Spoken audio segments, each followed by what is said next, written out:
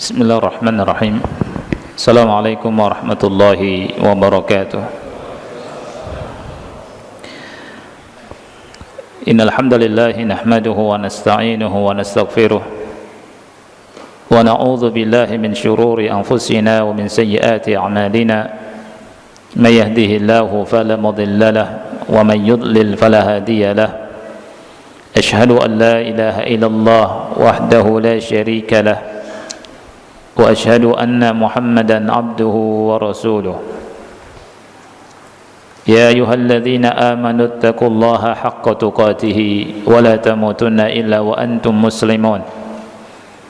Ya ayyuhan nasu taqu rabbakumul ladzi khalaqakum min nafsin wahidah wa khalaqa minha zawjaha wa batha minhuma rijalan katsiran wa nisaa'a wattaqullaha alladzi tasaaluna bihi wal arham innallaha kana 'alaikum raqiba.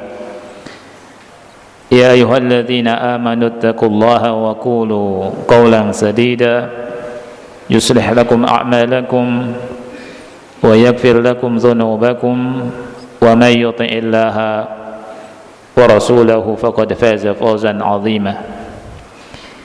Amma ba'du fa inna asdaqal hadithi kitabullah wa khairal hadi hadi Muhammadin sallallahu alaihi wa ala alihi wa sallam wa syarral umuri muhdatsatuha fa inna kulla muhdatsatin bid'ah wa kulla bid'atin dhalalah wa kulla dhalalatin finnar. Ahibati fillah, ikhwani wa akhwati fillah rahimani wa rahimakumullah. Kembali kita duduk di majlis yang mulia ini di Masjid Muhajirin, ya, di Masjid 9 Kuba 9. Kita sama-sama duduk di masjid dan majlis ini sama-sama mencari ridhonya Allah, mencari pahala dengan thalabul ilmi syar'i, dengan belajar ilmu agama. Kita mempelajari hadis-hadis Rasul kita sallallahu alaihi wa ala alihi wasallam.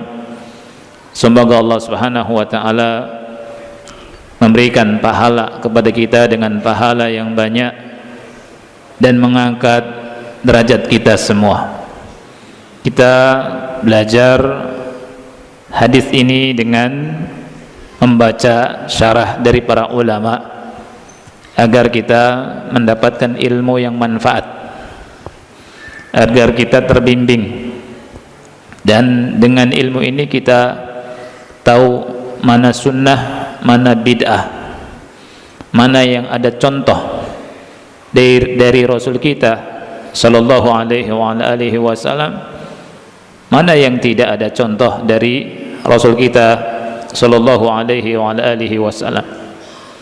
Dengan ini kita ingin beribadah kepada Allah Subhanahu wa taala dengan sempurna, karena Allah taala menciptakan kita semua untuk beribadah. Wa ma khalaqtul jinna wal insa illa liya'budun.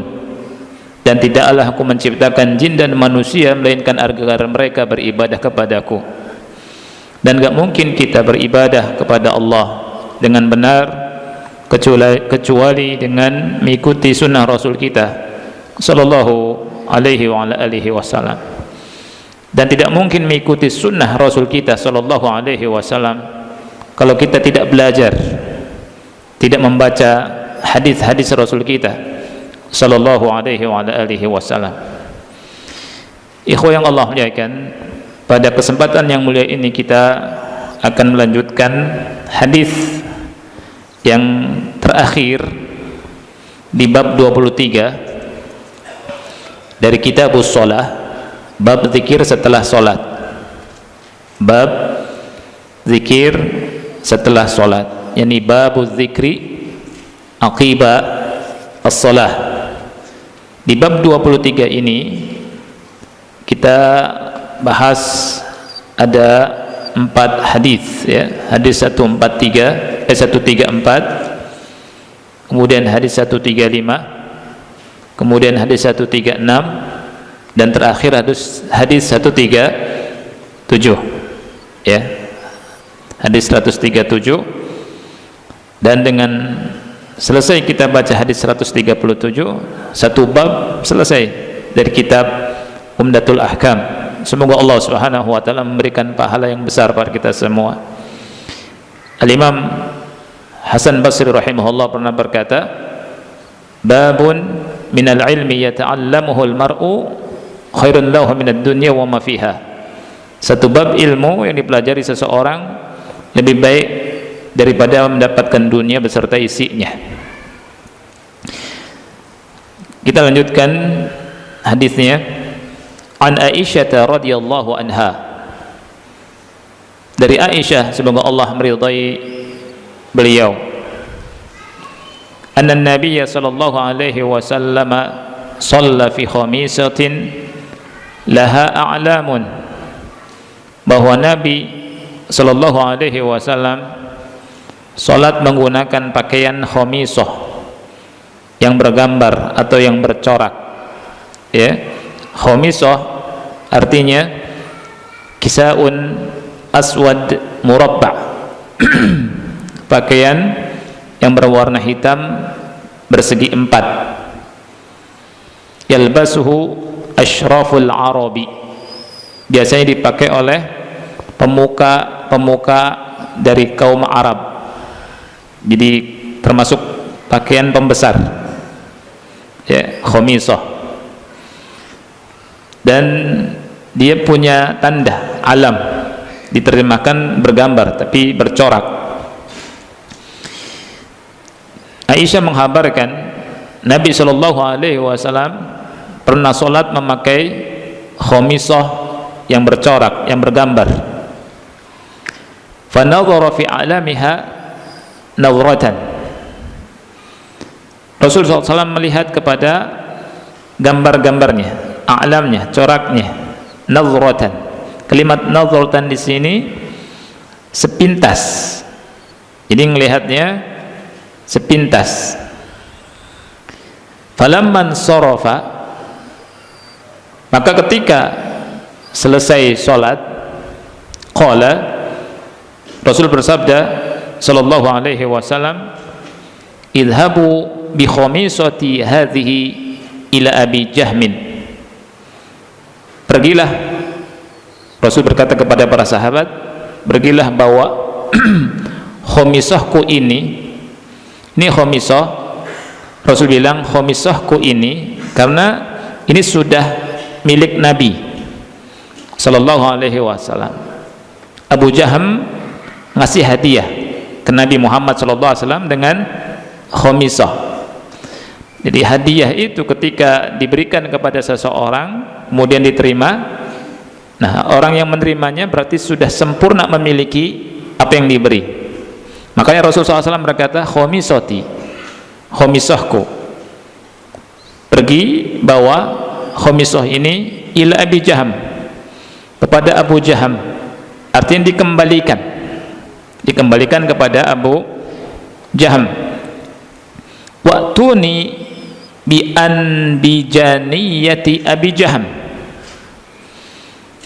kemudian datangkan padaku pakaian ambijaniyah, ya, baknya boleh di fathah, boleh di kasrah, boleh antum membaca anbi, boleh anba, ya, boleh apa, boleh ambi bi anbijaniyah, boleh juga bi amba janiyah, dua-duanya benar, ya. Rasulullah SAW berkata, bawa, ambil dari Abu Jaham ambijaniyah. Ambijaniyah ini pakaian yang kasar, ya.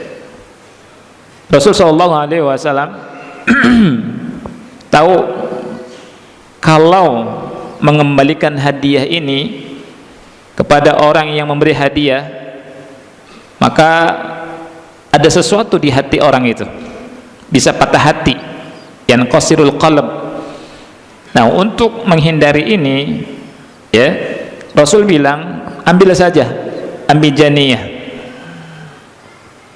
Orang kalau ngasih hadiah, kemudian hadiahnya dikembalikan, patah hati dia, kecewa, ya kan, kecewa. Dan Rasul tahu, sallallahu alaihi wasallam, Rasul sallallahu alaihi wasallam tidak ingin Abu Jaham kecewa, tidak ingin patah hati.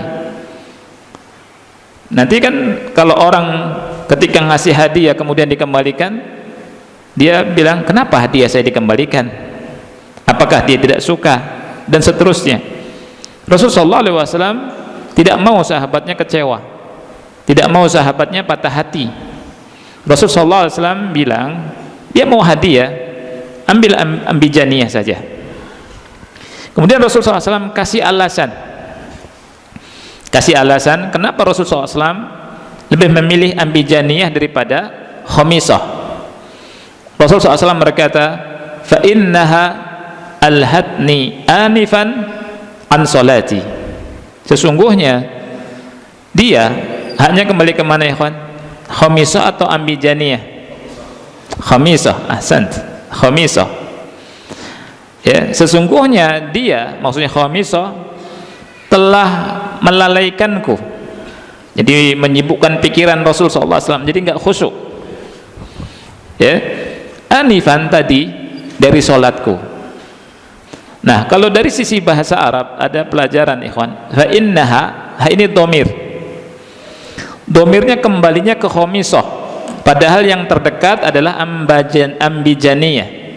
Bagi ikhwan yang belajar bahasa Arab ada kaidah anna dhamir ya'udu ila aqrabi madhkur, ya kan?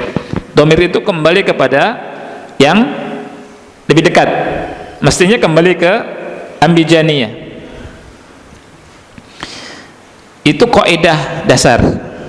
Tetapi ketika ada mani', ya, mani' maknawi yang tidak bisa dikembalikan kepada yang terdekat, maka dikembalikan yang jauh. Nah, itu, ya.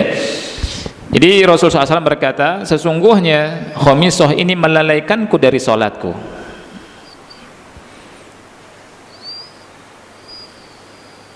Baik, hadis ini, ikhwan Allah, ya kan, dikeluarkan oleh Al-Imam Al-Bukhari dan Imam Muslim. Imam Bukhari mengeluarkan dalam sahihnya di kitab salat, bab idza shalla fi thawbin lahu a'lam wa nadhara ilaiha, di hadis nomor 373 di Bukhari, dan Muslim mengeluarkan hadis ini di nomor ke 556 di sahihnya. Hadis ini dibawakan oleh penulis, oleh Ibnu Qudamah rahimahullahu taala, ya, Syekh, maaf, bukan Ibnu Qudamah, Syekh Abdul Ghani Al-Maqdisi, di kitab Umdatul Ahkam ini, di bab az-zikr aqibas shalah. Apa munasabahnya? Ya, munasabahnya tidak nampak, ya kan? Apa hubungannya hadis ini diletakkan di bab zikir setelah sholat? Apa hubungannya? Makanya ulama bilang, hadzal hadis la tazhar munasabatuhu li hadzal bab. Tidak nampak munasabah hadis ini dengan bab ini. Tetapi kata beliau, sebagian ulama menyebutkan munasabah, mencoba menyebutkan munasabahnya. Sebagian ulama mengatakan, wahia anna fihi isyaratan ila anna al-kalama al-yasira baina inqida'is shalah wa dzikri la yadur. Ini munasabahnya.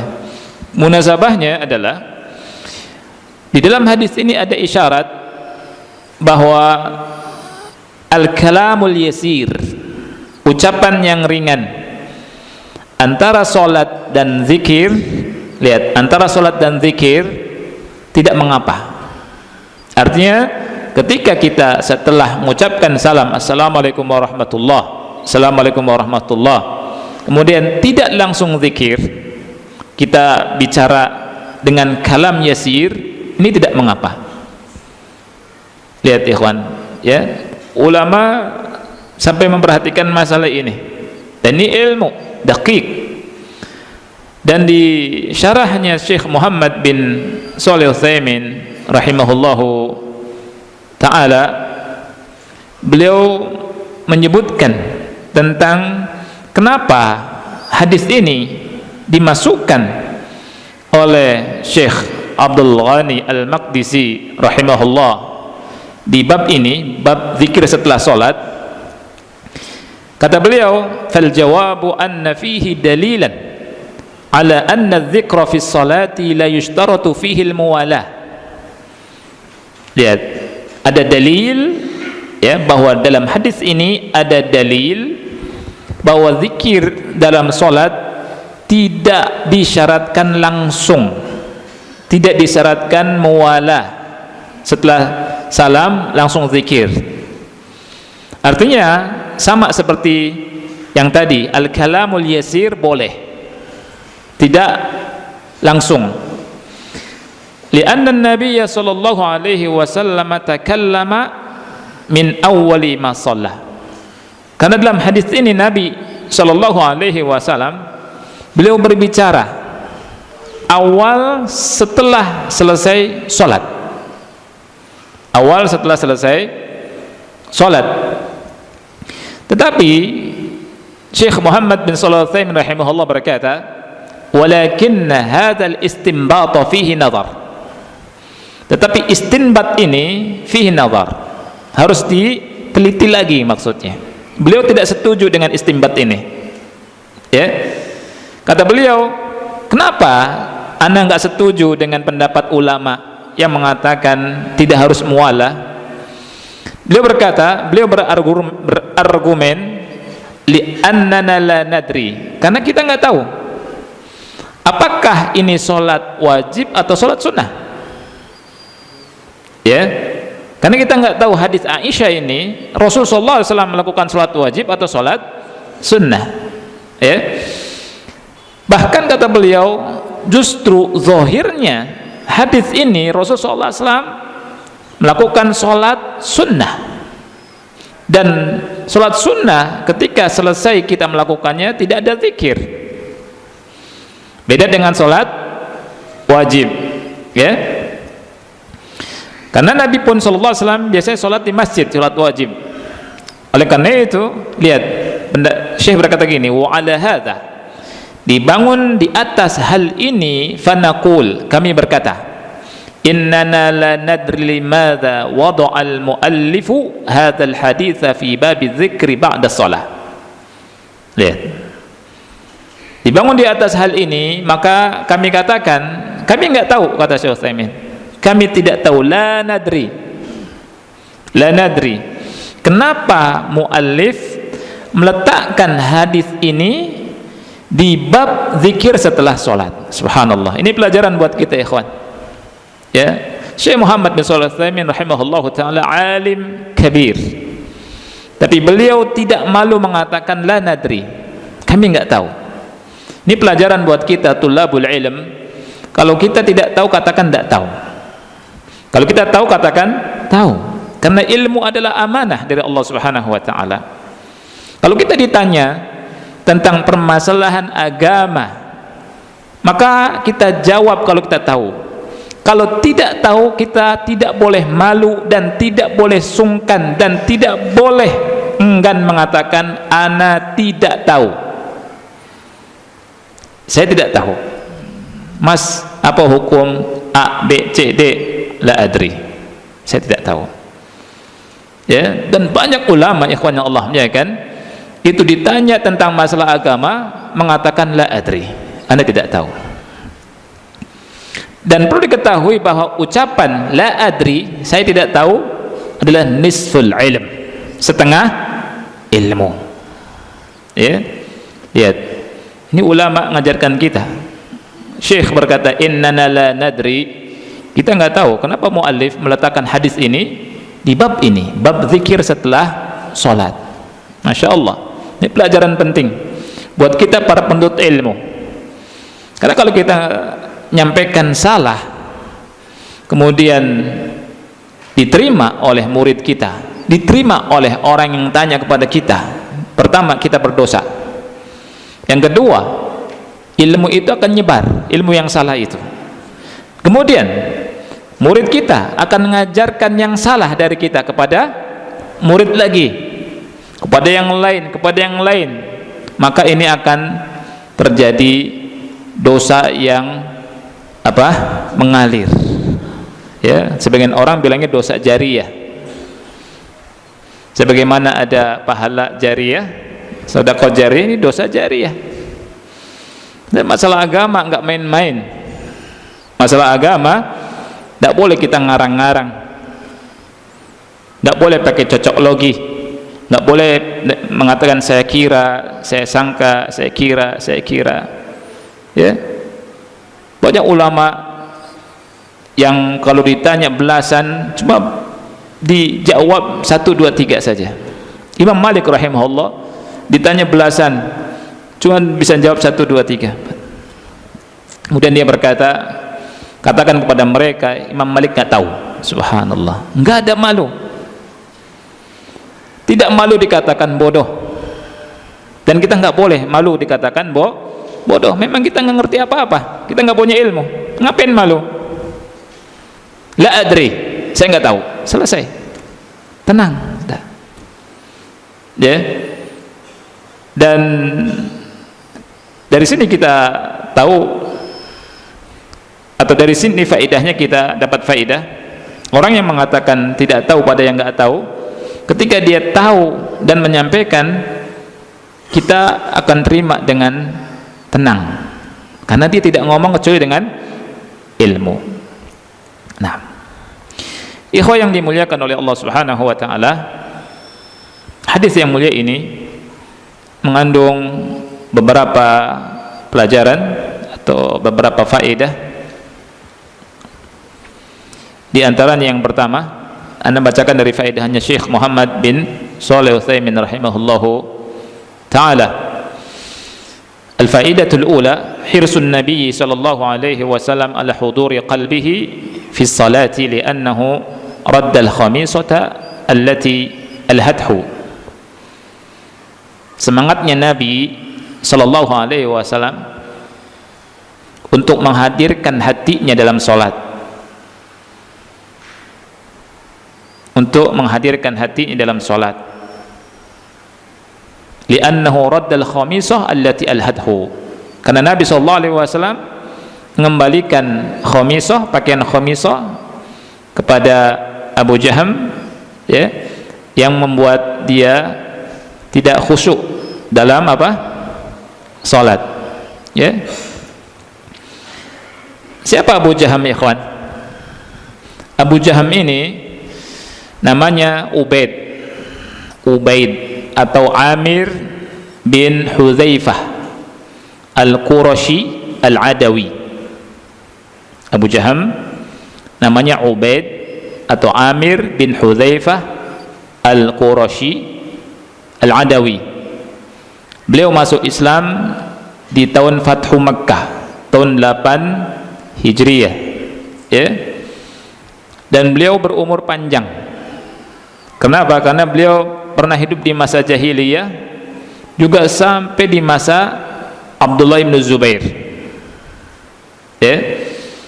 Beliau pernah ikut membangun Ka'bah 2 kali, di masa jahiliyah dan di masa Abdullah bin Zubair, karena pernah dirombak, direnovasi lah istilahnya, di masa Abdullah bin Zubair dengan qawaid Nabi Ibrahim, tapi dirombak lagi sama Al-Hajjaj bin Yusuf seperti yang sekarang, ya. Padahal memang Ka'bah itu pasnya seperti qawaid Nabi Ibrahim alaihi salam. Dan beliau termasuk orang yang diagungkan, orang yang dimuliakan, termasuk orang yang ahli nasab, termasuk orang ahli nasab. Dan beliau itu tidak minum khamr, tidak minum minuman keras. Beliau pernah berkata, taraktul khamra fil jahiliyah wa ma taraktuha illa khaufan ala aqli. Aku tidak minum khamr di masa jahiliyah, dan tidaklah aku meninggalkan khamr di masa jahiliyah melainkan karena aku khawatir akan akalku.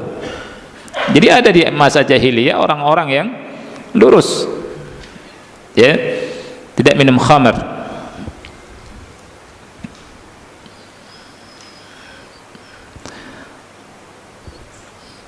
Ini faedah yang pertama. Rasulullah SAW mengembalikan apa?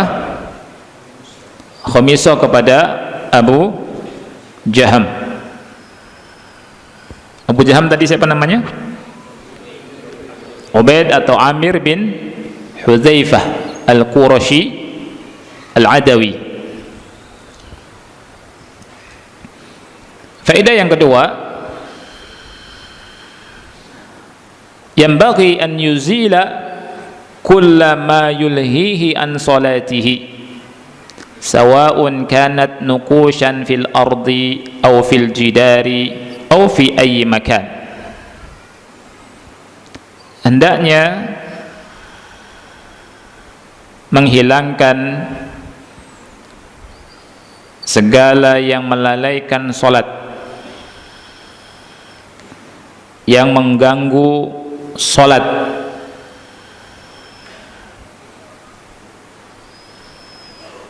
baik gambar yang ada di tanah, di tembok, ya di dinding maksudnya, atau di tempat apapun. Sekali lagi, hendaknya menghilangkan apa? Segala hal yang mengganggu, membuat salat tidak khusyuk, ya, baik itu gambar di tanah pas kita salat, ada gambar, makanya tidak boleh salat di atas koran. Dulu waktu zamannya koran, akhi, pas salat Idul Adha, Idul Fitri, sebagian orang bawa koran. Itu dia, baca koran. Parahnya koran pos kota dulu, ya, ali oncom, ada ali oncomnya, ya, iya. Pas sholat, cerita ini, ya, tidak boleh. Atau di dinding, tulisan apa saja, ya. Gimana tulisan Arab? Iya juga termasuk, ayat-ayat termasuk. Pas lagi sholat baca, ya kan? Itu. Atau fi ayyi makan, di tempat apapun. Makanya ketika sholat antum lihat pakaian kita, ya, ada sebagian ikhwah, sebagian saudara kita kaum muslimin pakai pakaian masuk ke masjid sholat, di sini tulisannya gede-gede, ya enggak, muda poya-poya, tua kaya raya, mati masuk surga, ya Allah ya Rabbi. Tulisan begitu, ya. Jangan kalau kita ke masjid pakai pakaian yang pantas buat sholat, orang nggak khusyuk nanti baca. Nah, kemudian kata Syekh Utsaimin, wa yatafarra'u min hadhil faidah. Jadi cabang dari faedah ini adalah apa? Seseorang jangan sholat ketika orang banyak yang ngobrol. Di sebuah tempat orang ngobrol, antum pindah masuk sholat, kemudian di belakang ada yang ngobrol, antum sholat di dekat sama orang yang ngobrol, salah, keliru. Sholat depan orang yang ngobrol supaya biasa di belakang. Kalau sengaja sholatnya di samping orang yang ngobrol, ini lagi pada ngobrol apa ya? Gak khusyuk, akhi. Atau di luar misalkan, kan kita nggak juga negur orang yang lagi ngobrol di luar. Itu. Jadi kata Syekh Utsaimin, alla yusalli al-ana 'inda qaumin yatahaddatsun li'annahum yulhuna. Jangan sholat di samping orang yang lagi pada ngobrol, karena pasti akan mengganggu. Nah itu. Nah, dari sini kita tahu kelirunya orang yang sholat. Anda pernah sholat di sebuah tempat, di masjid, tapi sholat asar, imamnya baca Al-Quran, zikir kencang, baca Al-Quran. Pas terlambat kita, kemudian sholat, kemudian dia baca Al-Quran, bacaannya juga berantakan, ya nggak khusyuk, mengganggu, ya. Ini juga sebuah hal yang keliru. Setelah kita sholat berhenti, baca Qurannya berhenti juga. La haula wa quwwata illa billah. Ya, itu disebabkan karena tidak punya ilmu. Makanya hendaknya setiap DKM, orang yang dikasih amanat untuk ngurus masjid, belajar agama, belajar fikih, khususnya fikih yang berkaitan tentang masjid, hak-hak masjid, berkaitan tentang sholat, berkaitan tentang apa yang mengganggu sholat atau tidak mengganggu sholat, supaya ketika orang sholat itu betul-betul nyaman, khusyuk. Nah, faedah yang ketiga,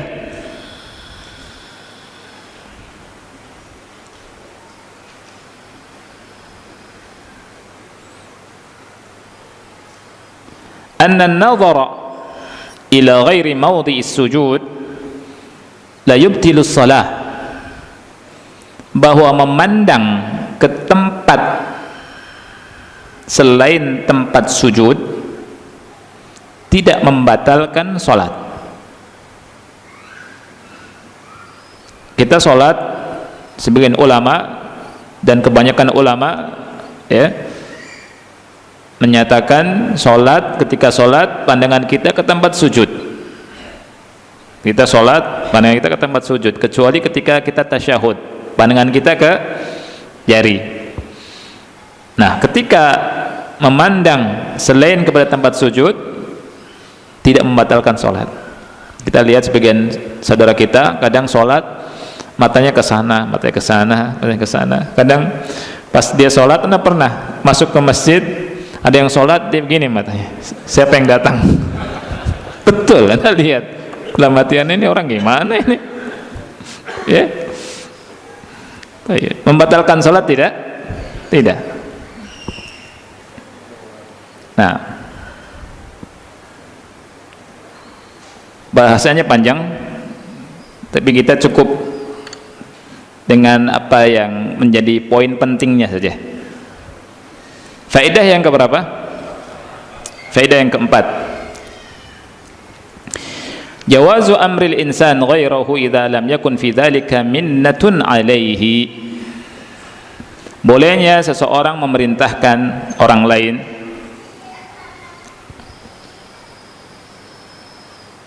apabila orang yang diperintahkan itu tidak merasa punya jasa kepadanya, ya, justru senang. Para sahabat ketika disuruh Nabi senang tidak? Senang, ya. Nah, kita perhatikan itu. Tapi kalau kita memerintahkan sesuatu kepada orang yang orang itu nanti merasa punya jasa, ngungkit-ngungkit, ya, ada sebagian orang, ya, kita suruh sesuatu kemudian ngungkit-ngungkit. Nah, lebih baik tidak boleh, lebih baik kita tidak nyuruh kepada orang yang semacam ini, ya. Tapi ketika seseorang melihat orang yang diperintahkannya senang, boleh. Nabi SAW kepada para sahabat, guru kepada murid-muridnya, bahkan rebutan. Kita kalau ada guru kita bawa tas, rebutan kita sini, gitu. Siapa yang duluan, dalam rangka berkhidmah kepada guru, walaupun guru nggak suka, ya, untuk dibawakan tasnya. Anda pernah ngambil tas guru, guru bilang, Anda nggak biasa begini, Anda bawa sendiri, nanti kebiasaan, kata guru Anda. Enggak, Anda ambil. Rebutan, Ya, masyayikh juga demikian, bawa tas, kita ambil. Nah, itu. Nah, Rasulullah SAW berkata kepada sahabat, idhabu bi khamisati, idhabu bi khamisati, bawahlah khamisahku ini, kembalikan kepada Abu Jaham.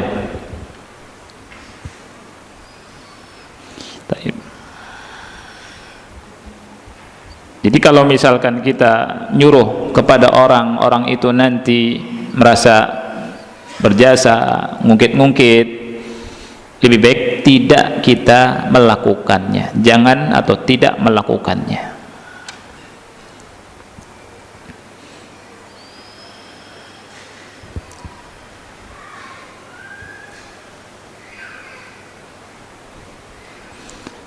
Padahal kita tahu para sahabat pernah membaiat Rasul sallallahu alaihi wasallam. Di antara isi baiatnya adalah tidak minta-minta kepada manusia. Tidak minta-minta kepada manusia. Walaupun berada di atas tunggangan, kemudian jatuh sautnya, cemetiknya, tidak boleh minta kepada yang lain, ambilkan. Tidak, sahabat turun sendiri, ambil sendiri, supaya tidak menghinakan diri kepada manusia. Subhanallah. Rasul mengajarkan izzah kepada para sahabat Rasul kita sallallahu alaihi wasallam. Kita lakukan sendiri. Ambil sendal, sendal copot sendiri, tas ambil sendiri, ya. Kemudian semua sendiri. Tidak minta-minta, minta hanya kepada Allah. Itu didikan Rasul kepada para sahabat Rasulullah sallallahu alaihi wasallam. Tidak sendiri sudah. Dia tidak nyuruh nyupir sendiri, kecuali kalau capek. Ya. Kita punya guru ikhwan yang Allah muliakan, itu enggak pernah minta-minta sama orang. Masya Allah. Ya. Dia berusaha sendiri. Dan itu luar biasa, pengajaran yang luar biasa. Nah, tetapi kalau kita tahu ketika kita nyuruh yang disuruh itu senang, maka boleh. Kata Syekh Utsaimin, lakin idza alimta min sahibika annahu yafrah idza amartahu fala ba'sa. Jadi kalau senang orang yang disuruh, fala ba'sa, tidak mengapa, ya.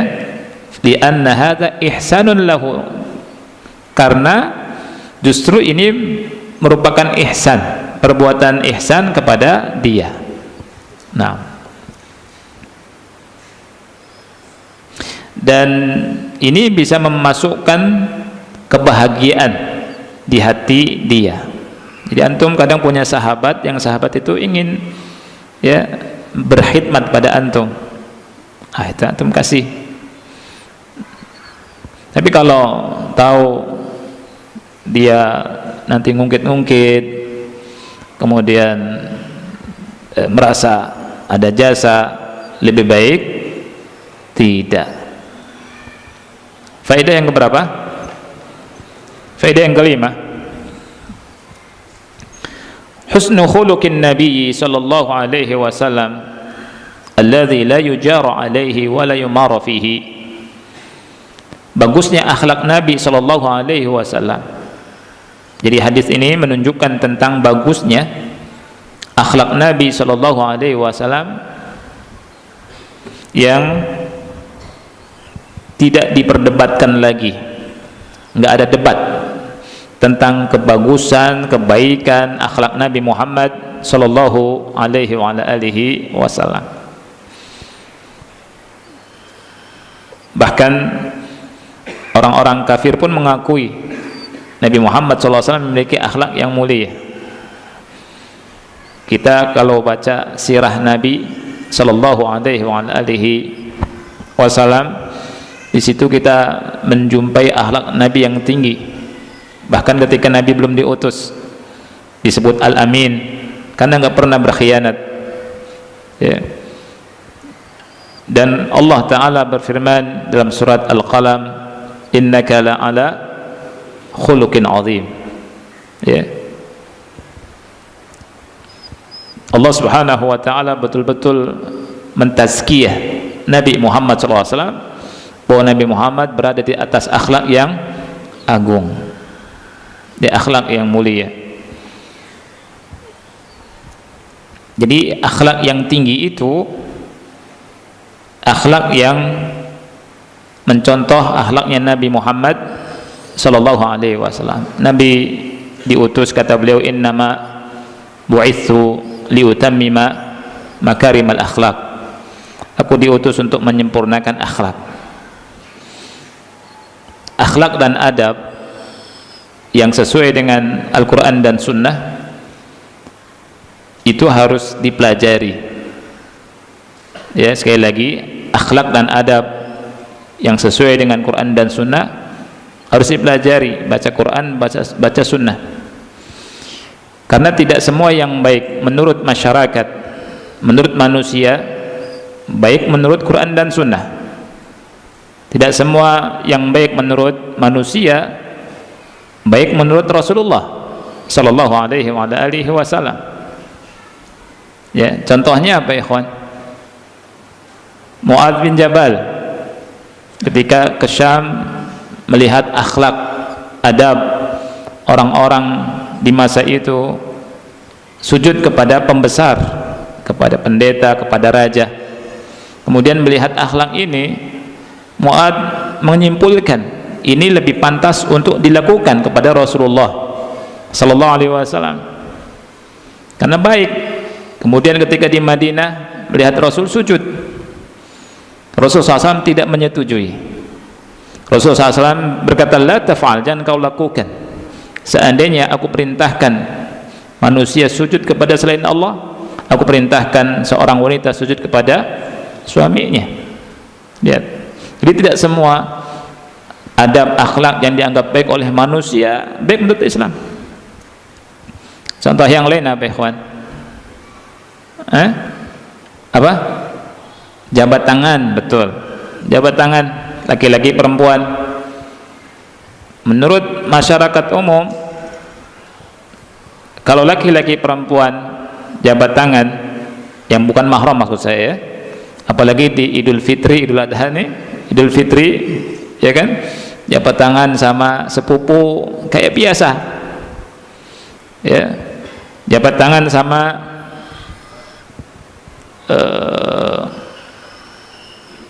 siapa? Ipar, ya, ini kan ipar gitu. Ya, ini ipar. Pergi sama ipar berdua. Ini menurut masyarakat biasa. Padahal ipar itu al-maut, kematian. Siapa yang bilang? Rasulullah sallallahu alaihi wasallam. Ya.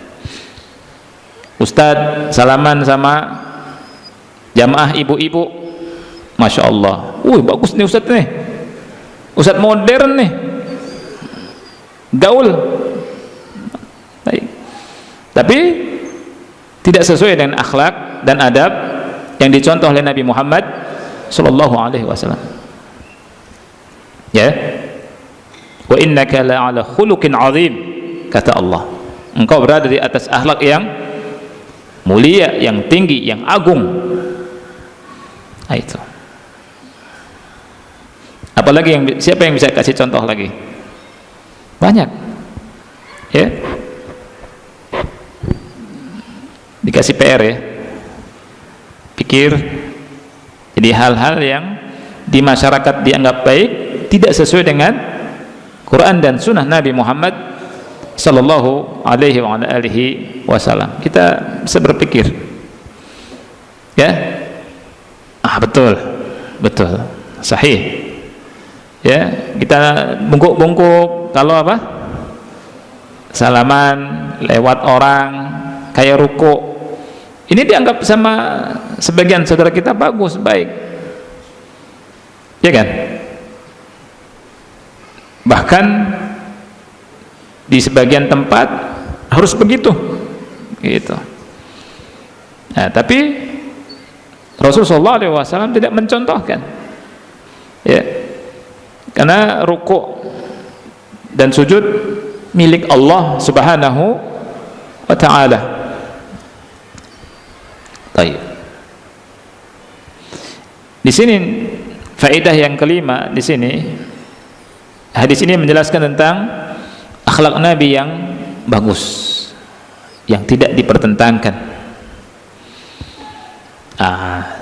Diambil dari mana, ikhwan? Diambil dari Nabi SAW mengembalikan khamisah kepada Abu Jaham, kemudian supaya tidak patah hati yang ngasih, ya, Rasul SAW mengambil ambijaniyah. Ini akhlak yang nyata yang dicontohkan oleh Rasulullah sallallahu alaihi wasallam. Ya, memperhatikan hati orang penting, akhi. Ini hatinya gimana, ya? Seperti itu.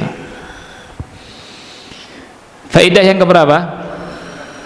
6. Annahu yanbaghi lil insan an yura'iya ahwala sahibihi wa an yadfa'a anhu kullam ma yudkhilu alaihi al-hamma wal ghamma ta'assiyan bir Rasul sallallahu alaihi wasallam. Hendaknya seseorang memperhatikan keadaan kawannya, keadaan temannya, sahabatnya. Sekali lagi, hendaknya apa? Bagi seseorang memperhatikan keadaan kawannya, temannya. Kita perhatikan keadaan kawannya dan mencegah segala hal yang bisa membuatnya gundah, sedih,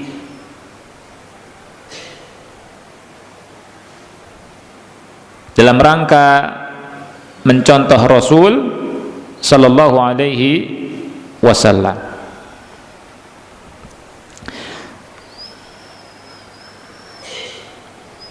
Ini faedah yang ke-6, ya. Di sini Rasul sallallahu alaihi wasallam tidak ingin hatinya Abu Jaham sedih, tidak ingin patah hati, tidak ingin gundah. Rasul sallallahu alaihi wasallam kalau mengembalikan begitu saja, takutnya apa? Disangka tidak menerima hadiah yang diberikan oleh Abu Jaham. Otomatis hati Abu Jaham kecewa, sakit, patah hati, sedih, dan seterusnya. Banyak pikiran, kenapa Rasul nggak nerima, gitu. Ya, begitu juga kita, ya, seperti itu. Baik, ini faedah yang keberapa? Ke-6, ya. Nah, kita insyaallah lanjutkan faedah berikutnya di pertemuan berikutnya. Kalau ada pertanyaan silakan. Azan dulu, ya. Azan dulu, insyaallah setelah azan kita lanjutkan. Wassallallahu nabiyana Muhammad wa ala alihi wa sahbihi wa barak wasallam. Nah, mengetahui ilmunya. Namun setelah dicek ternyata ada yang keliru apa yang kita sampaikan kepada seseorang. Nah, taib. Kalau kita keliru menyampaikan sesuatu kepada seseorang, maka kewajiban bagi kita untuk meralatnya dan ngasih tahu kepada orang yang kita sampaikan akan kekeliruan yang kita sampaikan. Ini, ya. Karena kalau misal kita diam saja dan orangnya ada dan kita tahu kita keliru, kemudian kita sesatkan orang itu, berdosa kita. Oleh karena itu kita sampaikan, ya, kita kasih tahu. Nah, dari sini juga kita dapat pelajaran orang yang mendakwahkan dengan dakwah yang sesat, mengajarkan ilmu yang sesat, tobatnya adalah dengan menjelaskan ke hadapan para muridnya di hadapan orang-orang yang dia sesatkan akan rujuknya dia. Ya. Dalilnya apa, ikhwan? Kita lihat surat Al-Baqarah sebentar, di juz kedua, ya,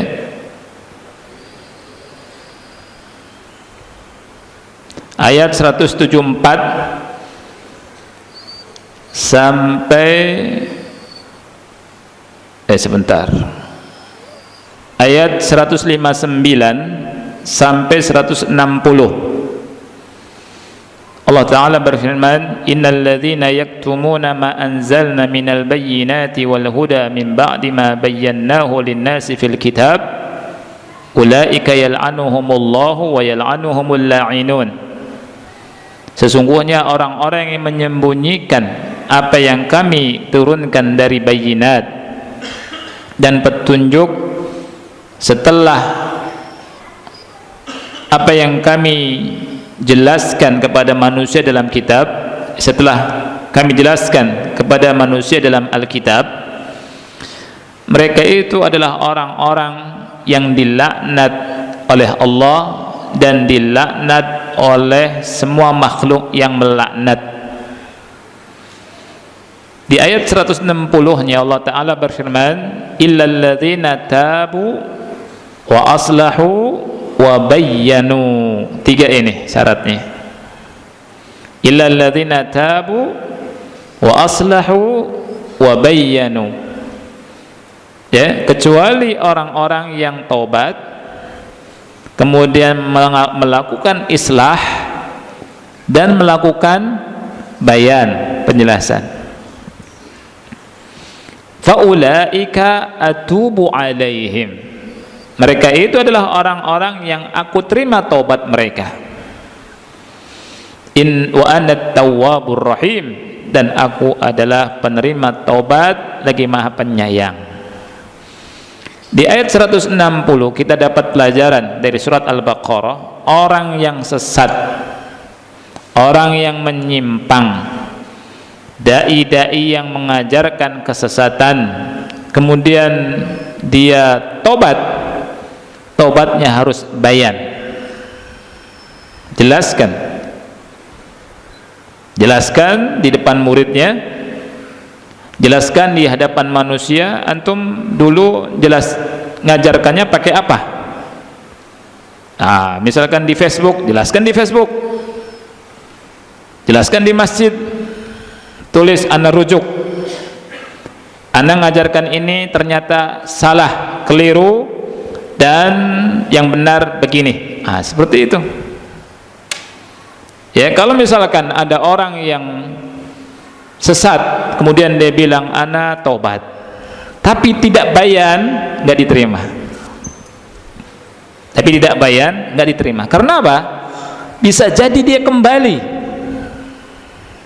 dia pura-pura, dan banyak seperti itu, akhi. Ya, ketika ada takfiri, ana pernah ya ketemu sama takfiri beberapa tahun yang lalu. Kemudian dia ngajarkan macam-macam, orang tua nggak boleh didoakan padahal masih muslim.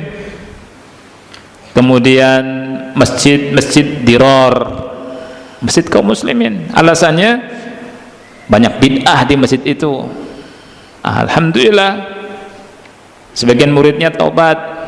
Kemudian qadarullah pas ketemu sama orang ini, ana punya beban untuk nyampaikan, dan ana bilang antum harus sampaikan ke murid-murid antum sudah rujuk. Kalau belum, nggak diterima tobat antum. Kasihan yang disesatkan. Itu. Kemudian setelah beberapa bulan, alhamdulillah dia rujuk dan jelaskan. Tapi berat, akhi. Ya. Kadang orang kalau sudah egonya di atas, berat tuh mengakui kesalahan, ya berat. Itu.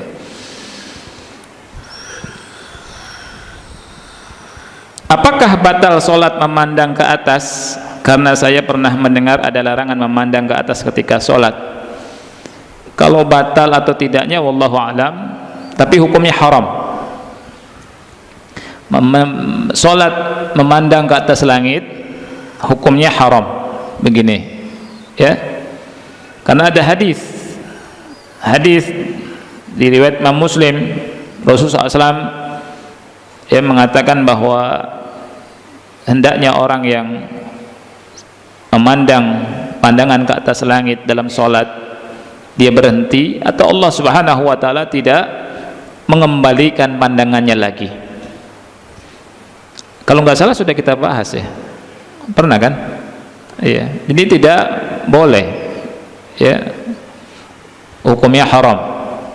Tapi kalau memandang ke depan, ya, melihat imam ruku belum, sujud belum, boleh. Para sahabat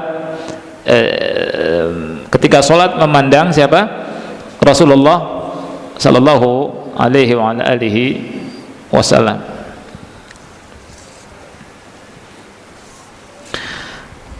Apakah benar jumlah ayat yang ada dalam surat Al-Baqarah 287 ayat? Betul atau salah, ikhwan? Baik, ikhwan yang Allah muliakan, ini masuk dalam sebuah ilmu tersendiri, namanya ilmu Addul Ay, ilmu menghitung jumlah ayat. Jadi ilmu tentang Quran ini macam-macam, banyak. Ada ilmu rasm dan dhabat, ya, ada ilmu tajwid, ya, ada ilmu qiraah, usul tafsir masuk dalam ilmu Quran, termasuk ilmu Addul Ay, ilmu menghitung jumlah ayat, ya. Dalam surat Al-Baqarah ini ada beberapa mazhab, ya.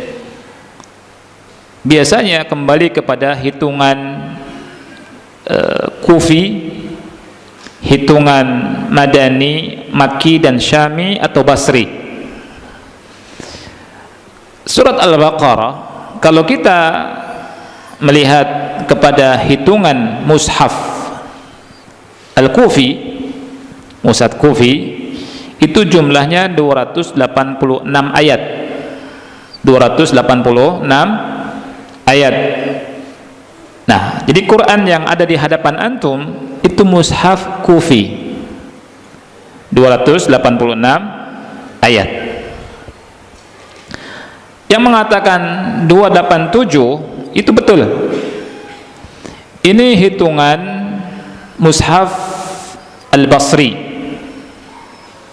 ya, 287 ayat. Ada lagi yang mengatakan 285. Ini hitungan mushaf Madani awal dan Madani akhir. Juga hitungan mushaf Makki dan Syami. Jadi jumlah ayatnya 285 ayat surat Al-Baqarah. Jadi ada perbedaan. Baik, apakah merubah ayat yang ada dalam Al-Quran di surat Al-Baqarah? Ya, tidak. Kenapa ulama berbeda dalam hitungan ayat? Ini dikembalikan kepada Rasul membaca Al-Quran sallallahu alaihi wasallam. Karena Rasul, ikhwan yang Allah muliakan, ketika membaca Al-Quran, Rasul di sebuah tempat itu berhenti terus, ya, di ayat ini berhenti, di ini berhenti, waqaf terus, daiman waqaf. Di tempat yang lain Rasul daiman wasol. Daiman wasol itu terus nyambung, ya. Nah, di sini ulama nggak ada perbedaan pendapat. Kalau waqaf berarti ini ayat tersendiri nih, gitu. Yang jadi permasalahan yang disebabkan munculnya perbedaan pendapat adalah suatu saat Rasul nyambung, suatu saat Rasul berhenti. Kadang Rasul nyambung, kadang Rasul berhenti. Nah, sebagian ulama melihat kadang nyambung kadang berhenti ini, yang mengatakan nyambung ini satu ayat, gitu. Yang mengatakan berhenti, ini berarti 2 ayat. Dari situ bedanya. Tapi keseluruhannya sama. Al-Baqarah segitu-segitu. Jadi pahami ya? Jadi cara ngitungnya berbeda, maka ada perbedaan di antara ulama ya. Tadi Basri mengatakan ayat Al-Baqarah 287. Dan itu kembali ke hitungan Basri. Ya, mushaf Basri. Dan Al-Baqarah ini ajib, akhi. Ada surat terpanjang di Al-Baqarah. Ya. Kalau antum bisa baca tanpa ngambil napas, hebat tuh. Ya. Surat keberapa, ayat apa namanya? 282, betul. Ayat apa namanya? Hah? Ayat Ahsan, ayatul mudayanah. Ayat tentang utang piutang. Ayatul mudayanah. Ayat tentang utang piutang. Itu surat terpanjang. Dan Al-Baqarah bukan surat, ayat terpanjang. Ayat terpanjang. Al-Baqarah surat terpanjang. Dan dalam Al-Baqarah ada ayat terpanjang, yaitu 282. Dan di dalam Al-Baqarah ada ayat terutama yang paling afdol. Ayat apa? Kursi. Ayat keberapa? 255 atau 225? Antum coba buka lagi. 255 coba lihat. 225 atau 255?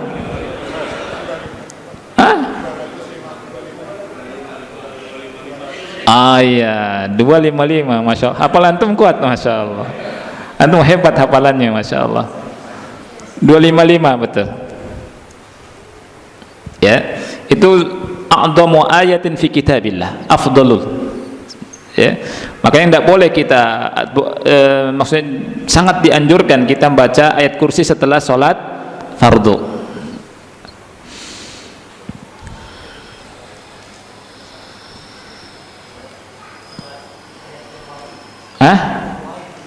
Satu ain, 2 surat Zahrawain, Al-Baqarah, Ali Imran. Zahrawain.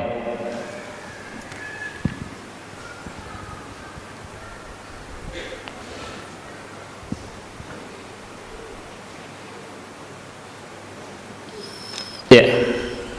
Izin bertanya, bolehkah menggabungkan 2 sholat sunnah, misalnya sholat tahiyatul masjid dan sholat qobliyah? Anda sudah bahas, ya kan? Jadi sholat itu ada 2. Ada sholat maksudatun li dzatiha dan ada sholat ghairu maksudatin li dzatiha. Sholat yang maksudatun li dzatiha itu nggak bisa digabung dengan sholat yang sama, ya. Tapi ada sholat-sholat yang ghairu maksudatin li dzatiha, yang tidak dimaksud. Sholat yang tidak dimaksud seperti sholat tahiyatul masjid, sholat wudu, ya. Nah, sholat yang ghairu maksudatin li dzatiha bisa digabung dengan sholat yang maksudah li dzatiha. Seperti sholat rawatib. Sholat rawatib ini sholat maksudah li dzatiha dan bisa digabung. Jadi ketika kita masuk masjid, kita habis wudu, belum sholat wudu, belum sholat tahiyatul masjid, dan kita juga belum sholat rawatib. Kita niat sholat apa? Kita niat sholat rawatib, juga ada niat untuk sholat wudu dan sholat tahiyatul masjid, mencukupi, boleh digabung. Ini sudah ada peringatan berhenti dan sudah malam. Anda kira cukup dulu sampai sini. Saya minta maaf ada beberapa pertanyaan yang tidak bisa dijawab. Mudah-mudahan manfaat. Kita akhiri subhanakallahumma wa bihamdika asyhadu an la ilaha illa anta astaghfiruka wa atubu ilaik. Wassalamualaikum warahmatullahi wabarakatuh.